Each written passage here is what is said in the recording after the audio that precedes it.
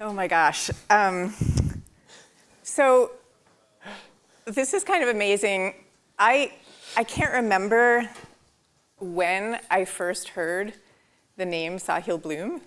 All I know is that all of a sudden, I would be talking to friends of mine who are authors or fellow passionate writers of newsletters, and they kept mentioning your name in very reverent tones. And I started following you on social media, and I was kind of blown away by all the practical wisdom that you were sharing, and I started forwarding posts every day to my teenage sons, and they became your big fans. And then, so this was all going on, and then I had a chance to meet Sahil. A mutual friend brought you for dinner. And honestly, my first thought was that Sahil had a really intimidating haircut. He does, right? But we got to know each other really well, and I've come to know what an incredible, open-hearted, and ridiculously curious person Sahil is. And you'll see, if you haven't read the book yet, you're going to see that on every other page, he's like flying off somewhere to sit at the feet of this person or that person in search of whatever wisdom they might have to share. And it's just incredible. So this is a real thrill for me to have the opportunity to do this. I never expected to have the opportunity to sit and have a conversation in front of so many dear family and friends and with someone that I admire as much as Susan. So thank you, everyone, for taking the time out of your weeks to be here and to celebrate this incredible occasion. Sahil, I want... Thank you. Thank you. I want to start right at the beginning of the book. I want to start by asking you to tell us about the conversation that you had with your friend who helpfully pointed out that you, if you didn't make certain changes, weren't going to see your parents that many more times. So to understand the opening of the book and that conversation, you have to sort of go back in time a little bit. I spent the first really 30 years of my life chasing a very traditional definition of what a successful life looks like. Chasing the external affirmations, all of the achievements, the things that we all prop up in our minds as being the thing that we're one day going to achieve and wake up in that land of success and happiness. And we all know that feeling of creating this conditional statement in our mind. I'll be happy when I get X. I'll be happy when I get that promotion or when I make that amount of money, when I get that award. Whatever the thing is, we build it up. And you get that thing and you feel that momentary blip of happiness and then feel that reset, feel that dread of it just dissipating. It's a mirage. It goes onto the horizon. And I had chased that and played that game. And unfortunately, along that journey, a lot of other things in my life had started to suffer. And most importantly, my relationships. I was living at the time with my wife 3,000 miles away from our parents who were getting older. And they're sitting in here somewhere. Yeah, they're over there. And in May of 2021, I went out for a drink with an old friend. And we sat down and he asked how I was doing. And I told him that it had started to get difficult living as far away as we did from our parents, that they were starting to get older, and that for the first time in my life, I'd started to see their mortality. And he asked how old they were. And I said mid-60s. And he asked how often I saw them. And I said about once a year. And he looked at me and said, okay, so you're going to see your parents 15 more times before they die. And I just remember feeling like I had been punched in the gut. The idea that the amount of time you have left with the people that you care about most in the world is that finite, that countable, that you can place it onto a few hands, it just shook me to the core. And in that moment, I realized that if something didn't change, if we didn't make a change, that we were going to end up somewhere where we didn't want to be. So that was really the start and the inflection point that I feel like prompted the journey that leads us to this moment today. And as I told you, my sons read your stuff all the time, and my older son said to me not that long ago, we live here on the East Coast, Grandma and Grandpa are in the Midwest, Uncle Steve, who we love, is all the way on the West Coast. This makes no sense. And when I grow up and have kids, we should be living near each other. And I love that. It is, it's one of these things that is this interesting paradox of life, time. Mm-hmm. Because time is fundamentally the most precious, the most important asset that we all have. It is the only thing that we cannot get any more of. You go around and you ask a young person, would you trade lives with Warren Buffett? To any of the young people here in this room today, would you trade lives with Warren Buffett? He's worth $130 billion. He has access to absolutely anyone in the world. He reads and learns for a living. He flies around on private jets and has all sorts of mansions and homes. But you wouldn't trade lives with him because he's 95 years old. There's no way you would agree to trade the amount of time he has left for all of his money. And similarly, on the flip side, he would give anything to be in your shoes, to have the amount of time that you have left. So you know in the back of your mind that time has this incalculable value, literally incalculable value, and yet on a daily basis, we don't take advantage of that. We don't think about that. We spend our time on our phones, scrolling through things, worrying about other people, comparing ourselves to others, spending our time on these low-energy tasks that are not really moving us forward in our lives. We're not truly taking advantage of that time we have. And we are in so much more control of it than we realize. In that moment, the change that my wife and I made, within 45 days of that conversation, I had left my job, we had sold our house in California, and we had moved across the country to live closer to our parents. And in that one action that we took, that number, 15 more times before my parents were gone, turned into the hundreds. We see our parents multiple times a month. They're a huge part of my son, their grandson's life. We took an action and fundamentally created time. You are in so much more control of that than you really realize. But you have to have that awareness as a starting point to really get there. And tell us about one moment in particular, right when Roman was born, because this is a moment, I've read this several times in your book now, and every single time I tear up. You're going to get me too. My wife and I, my wife is in here, she and I have been together since she was 15 years old. I was 16. We actually met not far from here at the UN when we were on a high school trip. And I tried to talk to her and she rejected me. I got her eventually though, so joke's on her. And we had a rather long journey with trying to conceive. It was a struggle that we faced for a year and a half or 2 years. And the most beautiful part of this whole change in our life, deciding to move across the country, was that within weeks of getting back to the East Coast, of making this dramatic change in our life, we found out that my wife was pregnant with our son.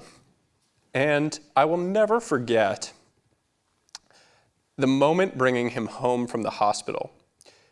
We had delivered him at Greenwich Hospital, and we were coming home, and we pulled onto our street, and we were coming down. It was this beautiful May sunny day, and we turned into our driveway, and both of our sets of parents were there cheering.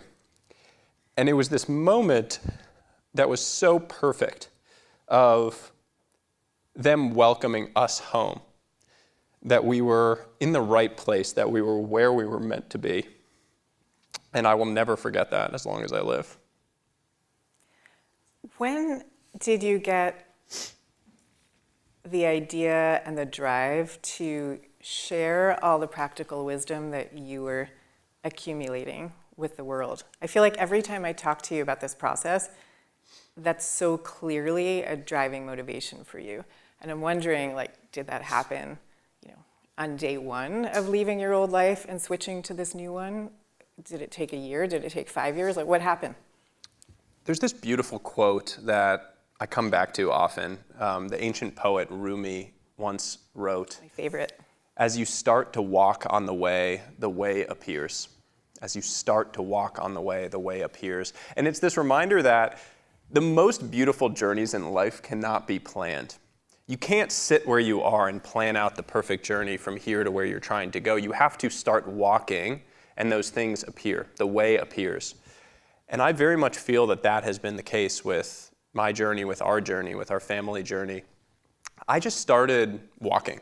I had no idea what the plan was. I mean, I was leaving a very clear, quote-unquote, successful career path working in finance, a path that, frankly, a lot of people really want to be on, that has a lot of gravity. And I was leaving it to go write Twitter threads. I mean, the idea of doing that, like especially, like, you know, I have a Indian mother who continues to ask me to this day if I want to become a doctor. And so I don't think Twitter thread writer is high up on the list of high esteemed jobs as an alternative to leaving finance. But I always found a ton of energy from sharing things that other people were impacted by. I mean, the idea that I can sit at my desk and write something that positively impacts someone's life that's out there is almost insane to me. I mean, if you actually think about it historically, the most famous people in history, from a thinker standpoint, thought leaders, all became famous well after they were dead. And the reason was because it literally took too long for their ideas and their information they were sharing to be broadly disseminated. It had to get printed and actually shipped all around the world to reach people. Now you can do that at the touch of a button. Sitting at your desk, you can create something that positively impacts someone 9,000 miles away in a completely different walk of life than you. And so every time I get to do that, I feel there's a certain privilege associated with it, like a real weight and a responsibility that has just continued to draw me into it, that I'm just blown away by. And so when did you come up with the idea of a cosmic scorecard that's out there and that's broken? I think that some of this comes from my athletic background. I played baseball most of my life, and so the idea of a scoreboard has always really made sense to me. And I remember coming across this quote. Peter Drucker, a famous management theorist, says, "What gets measured gets managed." And that's the idea that the thing that you can measure ends up being the thing that you narrowly focus on. It's the thing that you kind of myopically hone in on and try to optimize around. Money has historically been our life scoreboard. It's the way that we think to measure ourselves, to stack ourselves up against other people. And because it's so measurable, it has been that default scoreboard. But unfortunately, it is not the end-all be-all of building your happy, healthy, fulfilling life. It is a part of that, but it is not the only thing. Money isn't nothing. It just isn't the only thing. And so I started to think about, what would a better scoreboard look like? A more complete scoreboard, a better way to actually measure your life, under the premise that if you measure the right things, then you can actually take the right actions to create the right outcomes that you are trying to create in your world. And that was the start of this entire idea, was how do we actually go and create that scoreboard that we can measure ourselves against, that we can create the baselines against? Right. And you know, it's funny, because when you were talking about would you want to trade places with Warren Buffett, I wasn't even thinking about the fact that he's 95 years old. I was just thinking, like, no, I would hate to be a stock picker. I don't really want to live in Omaha. You're too enlightened. Let's talk about the idea of being a time billionaire. And I want to tell you my own story about that too, but tell us what that is. The first time I came across this idea of a time billionaire was from this investor named Graham Duncan. And when I spoke to Graham, he relayed the story that he had interviewed hundreds of young people for his investment fund. And what he noticed was that every single one of them had one goal, which was to become a billionaire. They all wanted to make $1 billion. And he relayed the idea that they were all billionaires in one very specific way, which is they were time billionaires. They literally had billions of seconds in their life.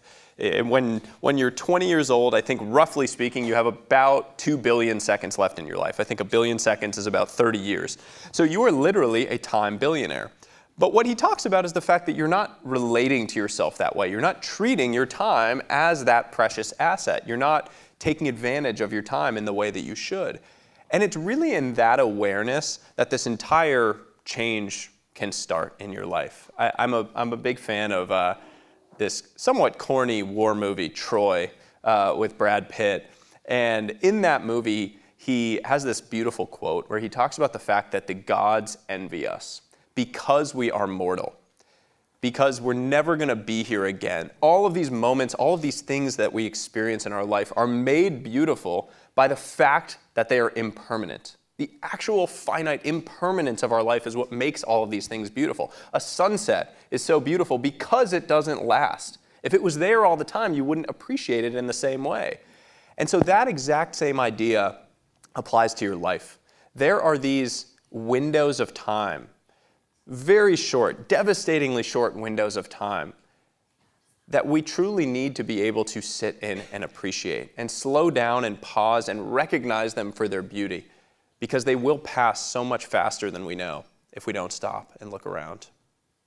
So what I wanted to tell, I can't remember if we've ever talked about this, because I've heard you mention the idea of a time billionaire, and I don't know if I've told you that when my husband and I first started dating, so this was a gazillion years ago, we went to see this documentary about Billy Collins, who was the US Poet Laureate at the time.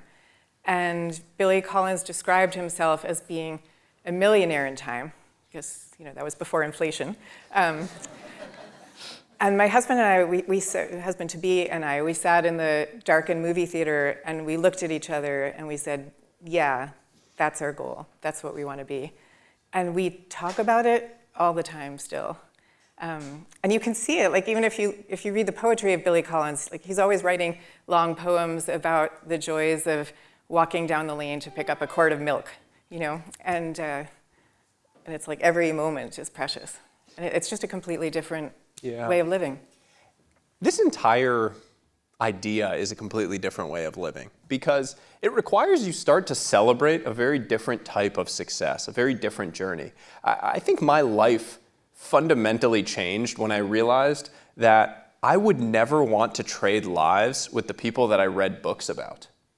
You read all these biographies of these successful people and these people that we celebrate and admire and look up to, and we talk so much about their financial success or their business success, but we never really talk about what the real price was of that success. The things that they sacrificed along that journey, the relationships that they missed out on, the relationships that broke, the health that they suffered from, the other things that were lost along that journey. And I just realized that you don't need to run that race. It's okay for some people to, and if you really want to, that's fantastic and I'm happy for you. But it's not for everyone, and feeling like you need to have this pressure put on you by cultural norms, by society, by your friends, by social media, by your parents to run a certain race your entire life just felt wrong to me. At the end of the day, this book and this entire idea is about redefining what it means to you, what your priorities actually are, not what the world tells you you should want, but what you actually want, and then going and taking action to build your life around those things. And that idea of taking action is really at the heart of this entire thing. I have fundamentally believed and come to believe that we are all getting too much of our dopamine from information gathering. Dopamine from information gathering is a dangerous drug. That is the dopamine that you get when you read Atomic Habits and you say, I'm good at habits now. But you haven't done anything. You haven't actually gone out and taken action on the thing. And so my call to action for everyone is with any of these ideas, anything that you come across in the book, whether it's mine or out in the world, all of these things shine a light onto your path. They provide some sort of insight, some new piece of wisdom, something that you can learn. When you see that light shine, go do one tiny thing to act on it. It doesn't need to be dramatic. You're not going to change your life in a day. You're not going to dramatically shift your relationships, your health, any of these things in a day. But the one tiny action might create the momentum that does eventually change your life. Pardon me. So tell me, or tell us, about probably the biggest change that you've gone through in recent years. Tell us about the magic years of early childhood and the tensions, and what you mean by the term magic years. There is a 10-year window during which you are your child's favorite person in the entire world. Yeah. And after that, they have new favorite people. They have best friends, boyfriends, girlfriends, partners of their own, children of their own. And you will never occupy that same place in their lives. But during that 10 years, you are truly everything to them. And unfortunately, those 10 years tend to coincide with the 10 years that you are told that you are supposed to be chasing after every single version of more that the world tells you that you should want.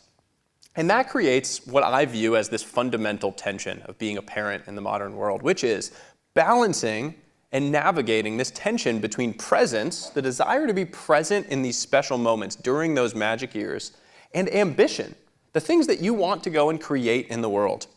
And learning and figuring out how to navigate that tension, I think, is the most important journey that anyone that's a parent is on. The way that I have thought about this is a desire to actually include my son in the why.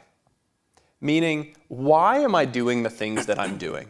Actually allowing your children to be on that journey with you, for them to understand why you are spending time on the things you are spending time on is so important. Because if you don't fill that why with the correct answer, they will fill it with the worst answer. They'll fill it with, dad doesn't want to be around, or mom doesn't want to be around, mom's never here. But that's not true. You are trying to do something that matters to you. And making sure that they understand that fills that void.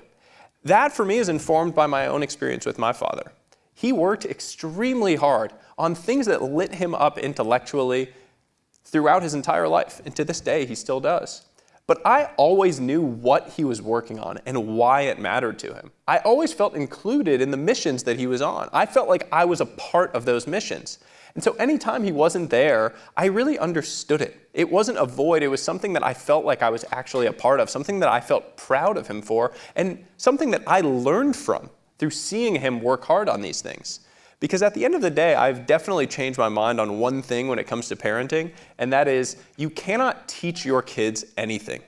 You just have to embody the things that you want them to learn. And them learning that working hard on things that you care about, things that light you up, is an important rule for life that they can't learn elsewhere. They need to learn it by seeing you actually living that out. Did you ever worry about him? Because my dad was like your dad, and I knew he loved his work, but every day when he would leave for the hospital, he was a doctor, I would say, don't work too hard today. Because like from my kid perspective, I couldn't imagine that that level of hard work could be happy making. And it was only later when I grew up and I understood it. I went on a trip with my dad when I was a kid. I might have been 8 years old or 10 years old. I got to go as his +1 on this trip. He was giving a talk at a conference in Asia. And usually my mom would go along with him, but she was staying home with my sister, so I got to fly with him. And because I was his +1, I got the second business class seat. So you can imagine, an 8-year-old, it's like, I might as well have been in heaven. You get the movies and watch the shows. It was my first time ever getting to not sit in the back of the bus. And I sat there and watched every movie you could imagine, had all the snacks and dessert. And my dad sat there the entire flight and just worked on his talk. And when we landed there, I turned to him and I was almost incredulous. I so clearly remember this, saying, "Dad, you didn't watch a single movie on that flight." And I remember him just saying to me that this is what's required. This is what's required for me to perform at the level that I am capable of, for me to do the things that people expect of me, and for me to perform up to these expectations that I have of myself. For me to bring you along on this trip, this is what's required. And that lesson has stuck with me more than anything I can imagine learning about hard work. Just the idea that you are capable of achieving absolutely anything as long as you are willing to put in the work to go out and achieve it. And if I can't teach my son that through embodying it myself, I don't know what I can teach him. Okay, here's what's coming to my mind as I'm listening to you. So you have a lot of answers, you have a lot of wisdom to share. At the same time, when you get to read Sahil's book, if you haven't yet, you'll see that you're incredibly frank about all the times that you felt really insecure along the way. There's one part of the book where you're talking about a letter that you wrote to yourself when you were younger, and your words to yourself were something like, you're really insecure and you hide things from people, or you hide your real feelings from people. Or you might have the exact words. But the question is, do you hesitate before you share that degree of vulnerability, or is it no problem? I I believe that specific line it was a letter that I wrote to myself in January of 2014 that I opened January. It was a letter to myself 10 years in the future. And I forgot it existed and then found it when we were doing some will documents for my son that I put into the safe. And I opened it January 2024, I think maybe a week or two before I was supposed to turn in the final draft of the book. And had to email my editor, who's sitting here, and tell her that the draft was going to be delayed because this letter had to make it into the book. And the line from that letter was something to the effect of, "You're deeply insecure, you hide a lot from the world. There are a lot of things you hide from the world." I would say that I spent most of the early years of my life as an insecure person. And I'm comfortable sharing that now because I know that it was a part of my journey that a lot of people will see themselves in some way. And if my retelling of that and my own wrestling with that insecurity and how I've worked through it, wrestled with it, can help someone else that is feeling that today, that to me is a really powerful thing. Because there's a tendency to think that people that you see out in the public eye or speaking or writing books for that matter are like, "Oh, you have it all figured out." And I have nothing figured out. I mean, I think that I ask a lot of great questions. I sit with a lot of people. I learn things. I try to immerse myself in ideas. I take action on things quickly, but I am very much in the process of figuring out, just like every single other person out there. And those insecurities, those things, those challenges that we've all experienced along the way, they are universal. If there's one thing that I've learned from spending time with some of the most successful people in the world, some of whom are in this room, it is that we all experience those same insecurities. That same fear before you get up and do the presentation, the Fortune 100 CEO is feeling that same fear, that same insecurity. That feeling of imposter syndrome before publishing a book is the exact same feeling of imposter syndrome that someone feels before giving a keynote in front of 10 million people on a live stream. It is just a natural part of life and living. And when I talk about that insecurity, the thing that I in particular want to flag is this idea of the stories you tell yourself in life. The stories you tell yourself fundamentally create your reality. And from a young age, I told myself a story that I wasn't very smart. And my mom and dad will probably laugh at this now because for all of my younger years, they tried to chip away at that story. They would tell me how ridiculous it was that I didn't think I was smart. I thought my sister was the smart one and I wasn't very smart. And I kept telling myself that story. And the thing with these stories is once you tell yourself that story, you will look around and find evidence to confirm it. I guarantee it. Humans are very good at finding evidence to confirm the narrative that you already have in your mind. So once you tell yourself the story, unless you actually take the time to zoom out and question it more regularly, you will just look around and find evidence to confirm it, and you'll ignore every single piece of evidence that would refute it. So over and over again, those original stories that you've told yourself will become more and more firmly entrenched in your mind. And if you're not careful, they will completely control your reality, which was the case for me. From a young age, I told myself that I wasn't smart. And what do? If you feel this sort of internal void, you go try to chase every single external pat on the back that you can find. Every single thing that you might be able to achieve where people will come tell you that you're great. You go seek external solutions to an internal problem.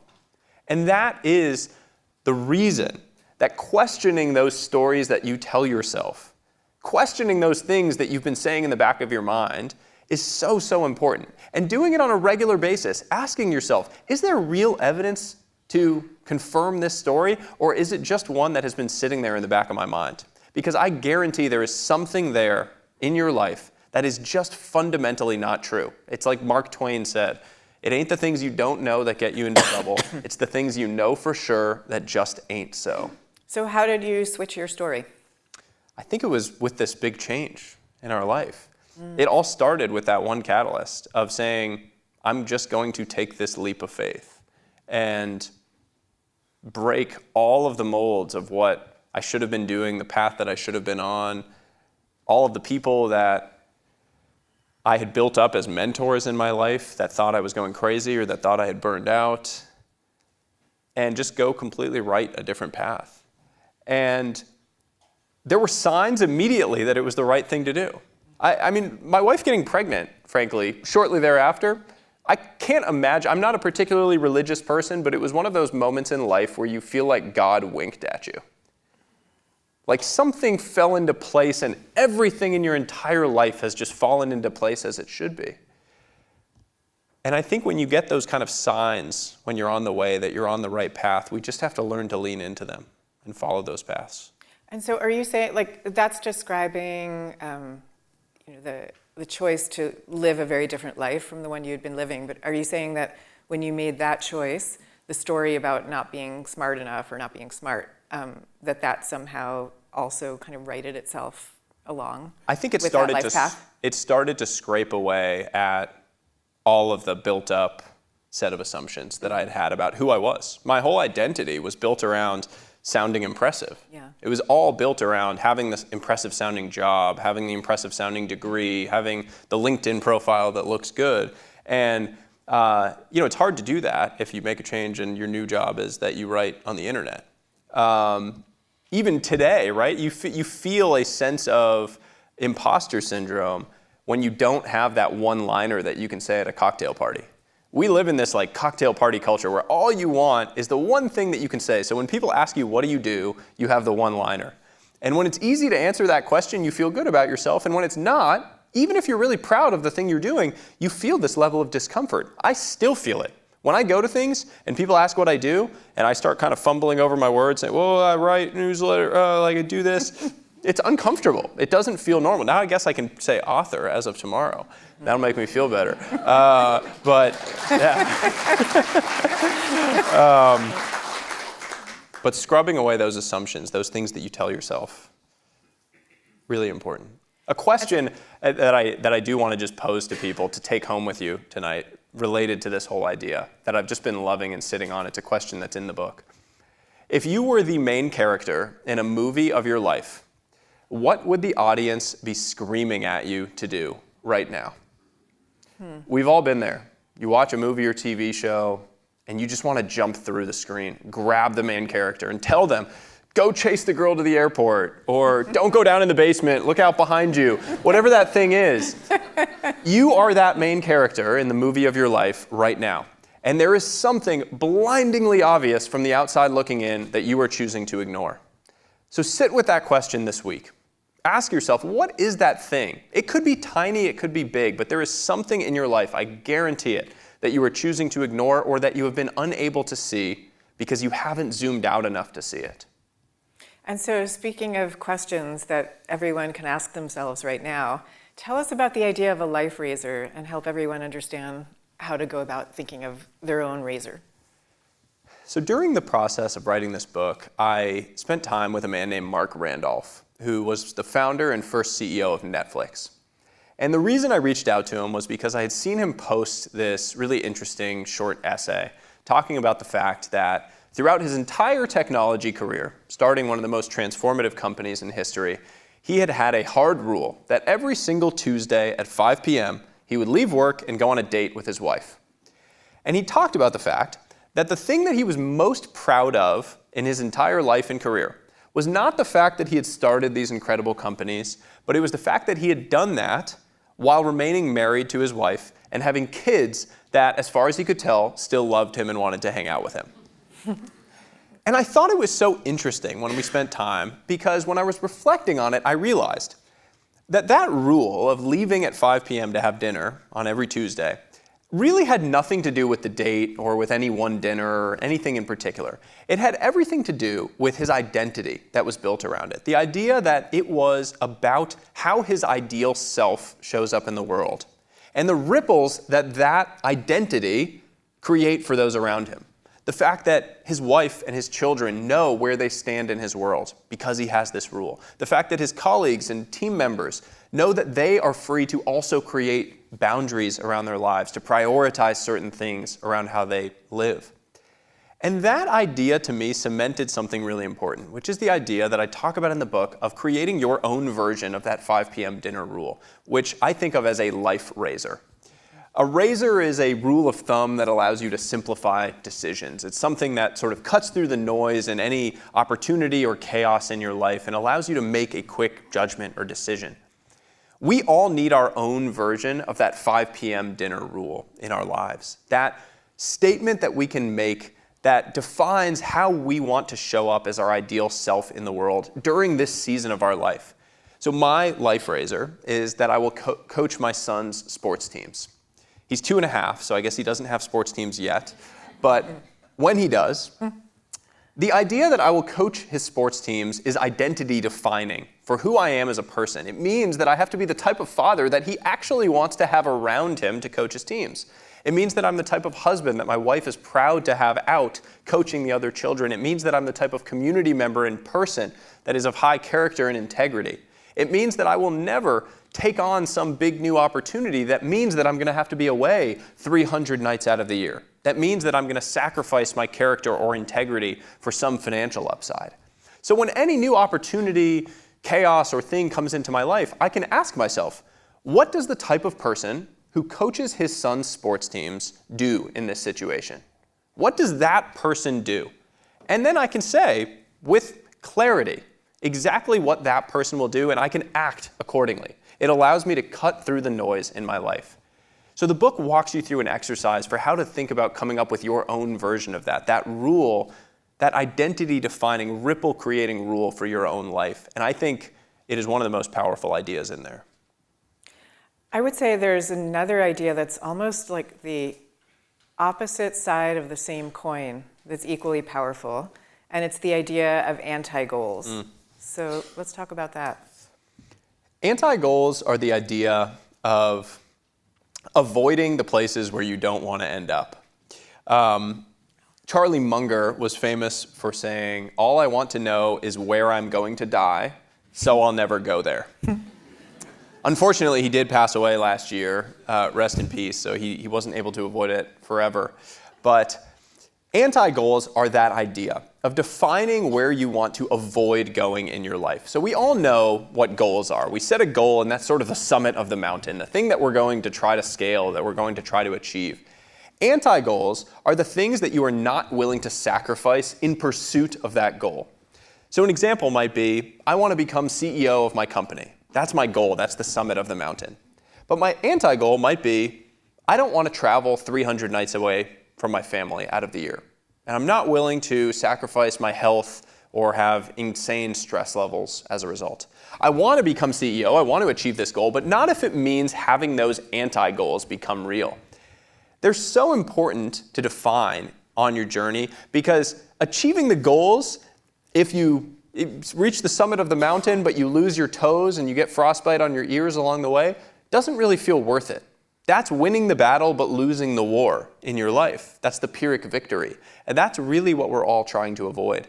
So as you start setting goals, as you think about what your goals are for the years ahead, understanding what your anti-goals are associated with those goals is a really powerful way to make sure that you can win the battle and win the war. One of my anti-goals, I would say, is to not have too many days where I wake up not looking forward to what I'm doing that day. So like any life and any set of goals is going to have some days like that. But I feel like if there's too many, that's a sign that I'm in the wrong direction. Yeah, I always had this idea that, and it was actually in that letter that I sent myself in 2014, that I want to be working on something meaningful, something that I enjoy. And I didn't really know what that meant. And so I said, I think that means enjoying an average Tuesday. And Exactly. That's sort of been my average Tuesday theory for life since then, that if you can wake up on a Tuesday morning, tomorrow morning, if you can wake up and be pretty excited about what you have going on for the day, you're doing pretty well in life. Because Tuesdays kind of suck.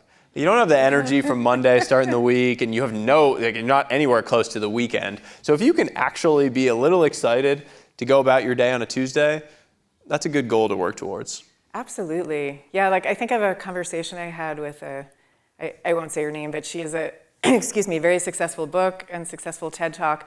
And we met up right in the wake of all of that and she was just asking my thoughts, what she might do next. And I said, you could start a business around the ideas in this book. It would take off like wildfire. And she said, I've already done that. I've worked for companies enough to know that I would hate that life. And so even though she knew the business would be successful, like her Tuesdays would be no good, and neither would her Mondays, Wednesdays, Thursdays, and Fridays. And I think it's so important because it can be that the goal is truly deeply meaningful to you, even if the process of getting there won't be. I think what you're hitting on is a really important meta point, too, of you have to ask yourself whether the game you're playing is actually a game that you care to win. Yeah. We so often just step by default into these games that we accept as our own. And if you don't want to play the winning version of that game, you shouldn't be playing it in the first place. You shouldn't be running that race if it's not one that you really care to win. And one of the things I admire about you as a human, which I've texted you recently when I thought about it, was you play the games that you really want to play. You don't go and chase everyone else's game, all the things that other people are out there doing in the world. And I would say if there's one thing that I admire in people now, it's people where I see that they are playing their game. It's almost an aura that you can see about someone. You can tell when someone is playing a game that's not really their own, when they're chasing all of these other things that aren't really the game that they want to be playing. And so for everyone out there, it's asking yourself that question, is this actually a game that I care to win? I've seen way too many people, and we all know people like this. It's the people who made $100 million, made $1 billion, and they're on their fourth wife, and they have 3 kids who don't talk to them. And we celebrate and pat them on the back and tell them that they won the game. And you have to ask yourself, is that actually a game that I care to win? And for me, the answer is definitively no. I have zero desire. I wouldn't give anything. You couldn't pay me any amount of money to go trade the things that I have with my wife, with my son, with my family. I just wouldn't. It doesn't matter to me. But understanding what those priorities are in your life, accepting them, and really leaning into them is the path to living that more fulfilling existence. Well, it's funny because I think I do more or less play the games I want to play, but all humans get blown off course sometimes. And when I was in my 20s, I don't know if we've ever talked about this, I used to be a corporate lawyer, and I remember sitting in my office on the 42nd floor looking at the Statue of Liberty and learning the news that my grandfather had just passed away. And my grandfather is a rabbi, and he was extremely, extremely devoted to his congregation and his learning. So he passed away at the age of 94, but he had been giving sermons and taking care of people until 2 weeks before his death. And I remember sitting in my office and thinking, would I want to be doing this when I'm 94, 2 weeks before my death date?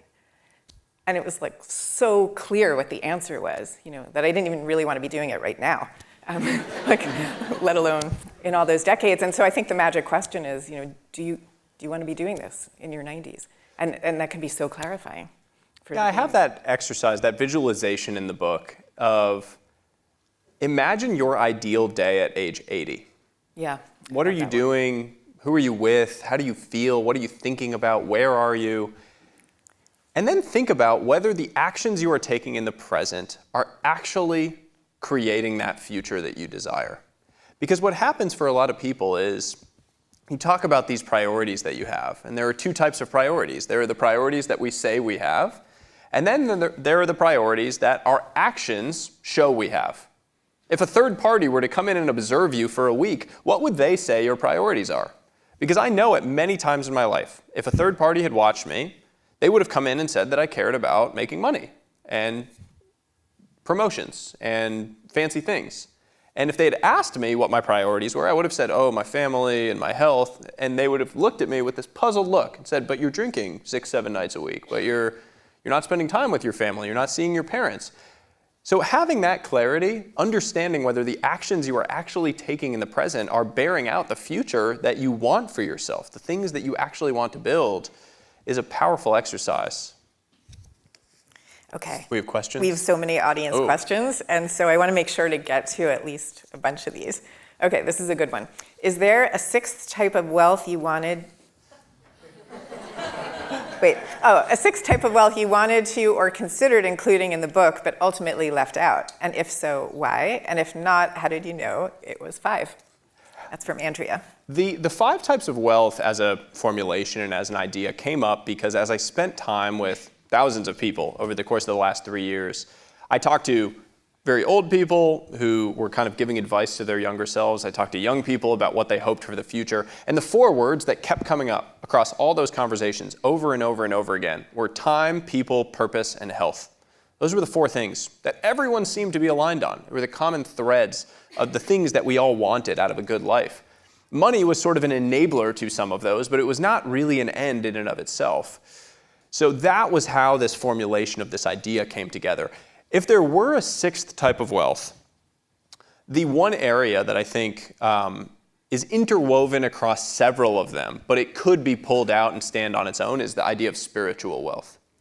And spirituality is very much intertwined into the ideas of both social wealth and mental wealth in the book. The concept of having some sort of connection to something bigger of yourself is essential to social wealth. The feeling that it's not just you, that you're connected to something bigger. And we know that as adults, it's very hard to make friends. Religious institutions are a thick institution that allows us to connect with other people that have similar values. So they tend to be very good conduits for social wealth. And then within mental wealth, the ability to create space in your life is a fundamental pillar of mental wealth. The feeling of that space that can be created through spirituality, through religion, the ability to engage with a higher order purpose through those things is very much intertwined. And so that's why it was a part of those and sort of interwoven into the ideas. But I could see a case for it to be separated. Well, it's funny that that's the answer to the question, because our next question, which, if you'd like to answer, is, do you believe in God? Wow. And we have so many more, if you'd rather not answer. Are we going to cover free will next? I do believe in God. I have a very tough time with the idea that there is nothing behind all of this. And I don't know what that means, and I don't know whether I believe that there is, I don't think I believe that there is a man sitting up somewhere in the clouds. But I think the closest version of this that I can really understand and wrestle with is some version of Isaac Asimov's Last Question. If anyone's ever read that, it's a beautiful short story by Isaac Asimov. Or Andy Weir wrote The Egg is another great one. And I think all of that, as you go further and further down the rabbit hole, leads to some understanding or some appreciation of there being a higher energy or higher power. The same person who asked that question would like to know whether you want your son to play baseball. Lighter. I want my son to do whatever it is that brings him joy and energy in his life. If he loves dancing and singing, I am going to be sitting in the front row cheering him on at whatever that is. What do you want people to remember about you when you pass? I would love for people to say that I tried my best. Not that I was the best, but that I tried. I think that there's not much more that you can ask for out of someone than that they tried their best. That's a very humble and profound answer. It's simple. Have you thought about that before, or that just came to you? I think it just came to me. Okay. I think about, when I think about that question, I think about what I would want my son to say in a eulogy. And I think about what I would want to say about my father in a eulogy. And I think it all circles around that same idea. We tried our best.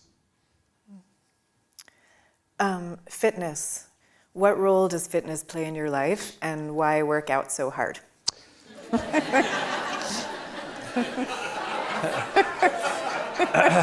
I think I have a few of my gym bros somewhere in the audience here. So, I really believe that fitness and physical wealth is a catalyst for every other area of your life.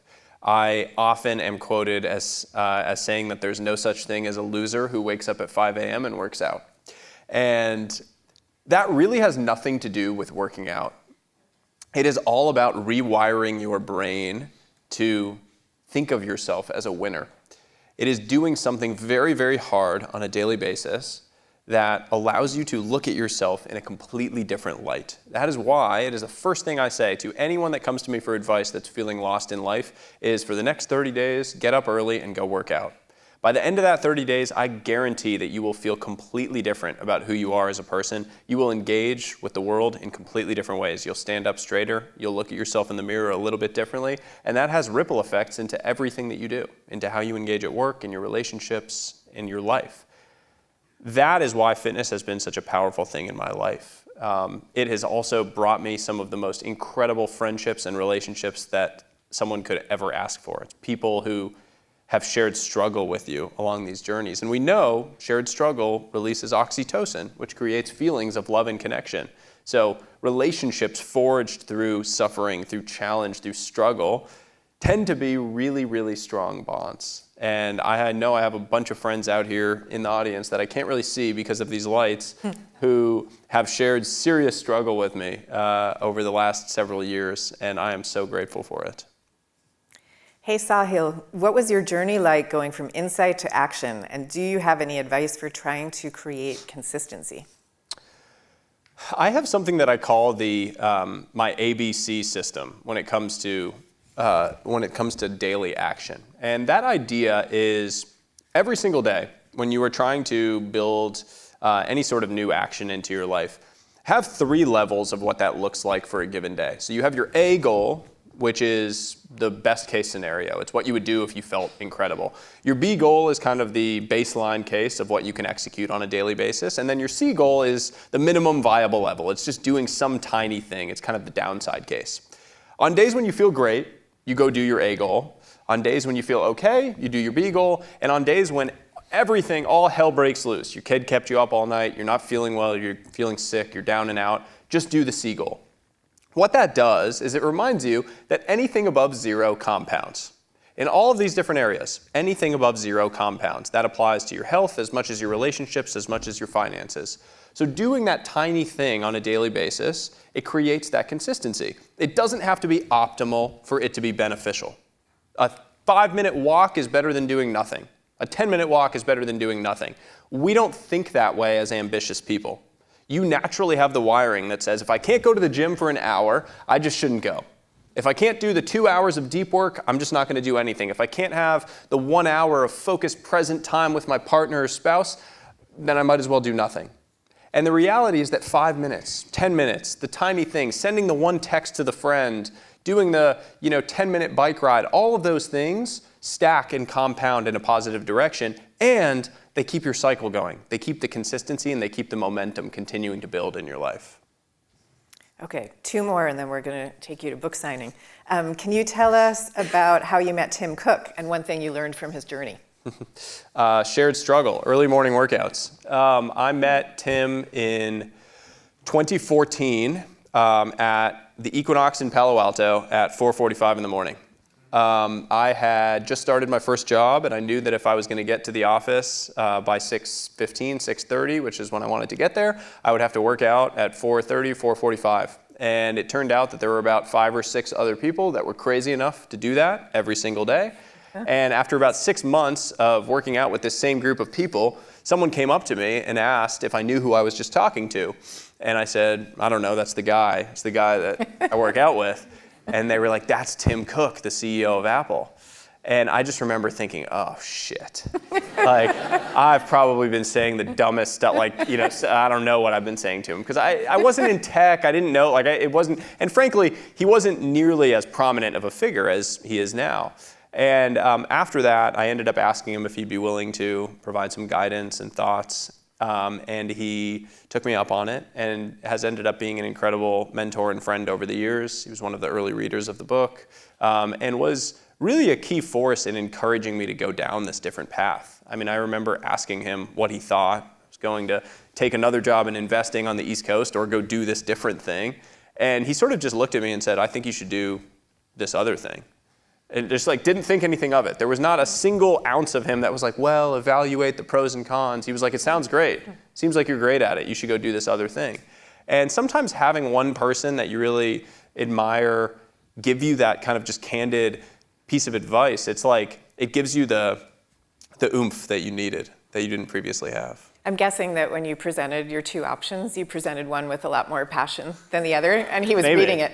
Yeah, he was reading that in you. Yeah, I think that's probably right. He also, I mean, if you look at his career, he left a very stable path working at IBM, rising through the ranks as an executive management program, whatever, that was going to pay really well and he was going to do great, to go take a job at a computer startup called Compaq. And it was a very confusing switch that made no sense. And it was that confusing switch that sparked Steve Jobs to think he was an interesting candidate to come work at Apple. Because previously he had looked at him and said, this isn't a big company guy working at IBM. I'm not going to Apple's a startup. It's not going to work. But then when he saw that he had done this weird thing of going and joining this small company, it triggered this pattern interrupt in Steve Jobs' mind that, oh, maybe this guy actually thinks differently. And so I think that also there's a little bit of, you kind of see, okay, this is going and doing something differently. There's this pattern match in his mind. Okay. I want to say final question, but it's really a final series of questions. Why does time feel so restricted these days? Is it because of increasingly high expectations or pressure on young people? And how do young people battle this when they cannot buy time with money? Social media is definitely contributing to this. We are told constantly that we have to take on more and more and more, otherwise we're falling behind. And a lot of that comes from the fact that we are constantly comparing ourselves to others, because in our pocket is the ultimate comparison engine. You have access to millions of other people right at the touch of your fingers that are all around you. And it also provides the easiest eject button in the world. You can literally leave anything that you are doing on the drop of a dime and have hundreds of other options at your fingertips. If you zoom back 10, 15, 20 years, people didn't leave jobs after 3 or 6 months. You didn't do that. You didn't, just as soon as a relationship got hard, eject button out of the job. Now, you have hundreds of options right at the touch of your fingers on your phone. And the paradox of choice very much applies here, where, if you have 2 options, you're happier with the option you select. And if you have 100 options and you take an option, you take one of them. That is really infiltrating our minds.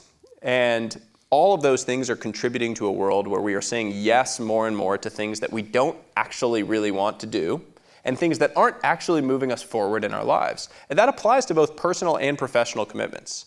As a young person, I would say the personal commitments front is the one that is really contributing to you feeling overly busy. We say yes to things a month from now, the thing comes and we say, damn. It's actually called the yes damn effect. And we all know that thing. You say yes to the party a month from now, it gets here, and you're like, why did I say yes to this? Why did I take this thing on in my life? Saying no to things more effectively is a tried and true path to feeling less busy. And when you're less busy, you can zoom out and actually see the entire playing field. You can focus on the things that are actually going to move the needle in your life. I've also heard you say, and I think you talked about this in the book too, the idea of the night before work or Sunday night before your work week to just write out the top 2 or 3 things you really want to focus on and don't pay so much attention to the miscellany. Yeah, I try to do that at the start of the week. I got that idea from you. I found it really helpful. Having the idea of what would make this week a win going into the week, and being able to zoom out and focus on those 2 or 3 things is really, really useful. And then being able to do that on a daily basis. I have completely given up the fancy to-do list tracking, all the different technology to-do list things that people have nowadays, and gone to this 3x5 note card where I just write 3 to 5 things on it that I need to get done during the day. And as long as I cross those things off, I can count it as a win, but not get caught up in the millions of other things that people are telling me matter in any given moment. Okay, it is that time that we're going to move to the book signing. And so I'm just going to ask you to please give a round of applause to Sahil. Thank you. Thank you.